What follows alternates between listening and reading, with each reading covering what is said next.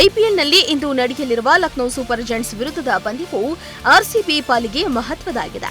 ಈ ಪಂದ್ಯದಲ್ಲಿ ಗೆದ್ದಿದ್ದೇ ಆದಲ್ಲಿ ಆರ್ಸಿಬಿ ನೇರವಾಗಿ ಕ್ವಾಲಿಫೈಯರ್ 1ಕ್ಕೆ ಪ್ರವೇಶ ಪಡೆಯಲಿದೆ. ಇನ್ನು ಒಂದು ವೇಳೆ ಇವತ್ತಿನ ಪಂದ್ಯ ಮಳೆಯ ಕಾರಣದಿಂದ ರದ್ದಾದರೂ 18 ಅಂಕಗಳೊಂದಿಗೆ ಆರ್ಸಿಬಿ 2ನೇ ಸ್ಥಾನಕ್ಕೆ ಜಿಗಿಯಲಿದೆ. ಯಾಕಂದ್ರೆ ಗುಜರಾತ್ ಟೈಟನ್ಸ್ಗಿಂತಲೂ ಉತ್ತಮ ರನ್ ರೇಟ್ ಹೊಂದಿರುವ ಆರ್ಸಿಬಿ 18 ಅಂಕದೊಂದಿಗೆ 2ನೇ ಸ್ಥಾನಕ್ಕೇರಲಿದ್ದು ಕ್ವಾಲಿಫೈಯರ್ 1ಕ್ಕೆ ಟಿಕೆಟ್ ಗಿಟ್ಟಿಸಿಕೊಳ್ಳಲಿದೆ.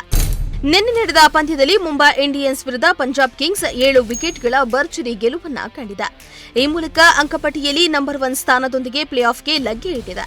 11 ವರ್ಷಗಳ ಬಳಿಕ ಶ್ರೇಯಸ್ ಅಯ್ಯರ್ ನಾಯಕತ್ವದಲ್ಲಿ ಪ್ಲೇ ಆಫ್ಗೆ ಎಂಟ್ರಿ ಕೊಟ್ಟ ಪಂಜಾಬ್ ಕಿಂಗ್ಸ್ ಇದೇ ಮೊದಲ ಬಾರಿಗೆ ನಂಬರ್ 1 ಸ್ಥಾನದೊಂದಿಗೆ ಪ್ಲೇ ಆಫ್ಗೆ ಅರ್ಹತೆಯನ್ನ ಪಡೆದುಕೊಂಡಿದೆ. ನಿರ್ಣಾಯಕ ಪಂದ್ಯದಲ್ಲಿ ಟಾಸ್ ಸೋತು ಮೊದಲು ಕ್ರೀಸ್ಗಿಳಿದ ಮುಂಬೈ 20 ಓವರ್ಗಳಲ್ಲಿ 7 ವಿಕೆಟ್ ನಷ್ಟಕ್ಕೆ 184 ರನ್ ಗಳಿಸಿತು.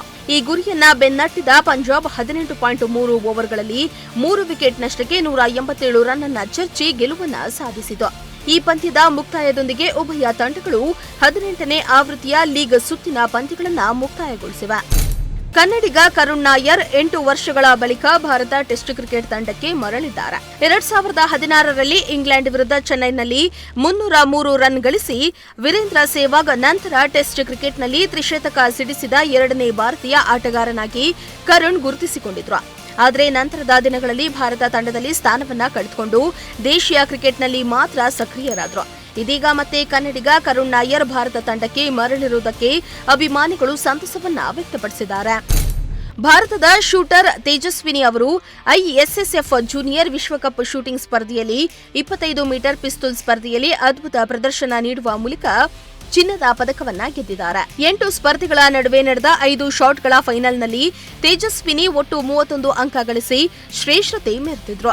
ತೇಜಸ್ವಿನಿಯ ಈ ಸಾಧನೆಯಿಂದ ಭಾರತ ಜೂನಿಯರ್ ಶೂಟಿಂಗ್ ಸ್ಪರ್ಧೆಯ ಪಟದಲ್ಲಿ ಇನ್ನೊಮ್ಮೆ ತನ್ನ ಶಕ್ತಿಯನ್ನ ಸಾಬೀತುಪಡಿಸಿದ್ದಾರೆ.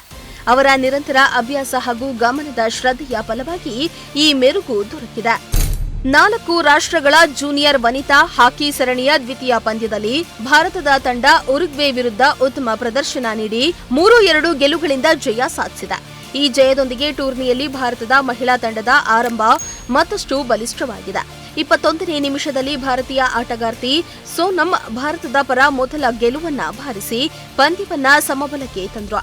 ಬಳಿಕ ಭಾರತವು ಇನ್ನೂ 2 ಗೆಲುವನ್ನ ಸೇರಿಸಿ ಲೀಡ್ ಪಡೆದು ಗೆಲುವಿನತ್ತ ಮುನ್ನುಗ್ತು. ಉರುಗ್ವೆಯ ತಂಡ ಬಲಿಷ್ಠ ಪೈಪೋಟಿ ನೀಡಿದ್ರು. ಭಾರತ ತಂಡ ಗೆಲುವನ್ನ ಸಾಧಿಸಿತು.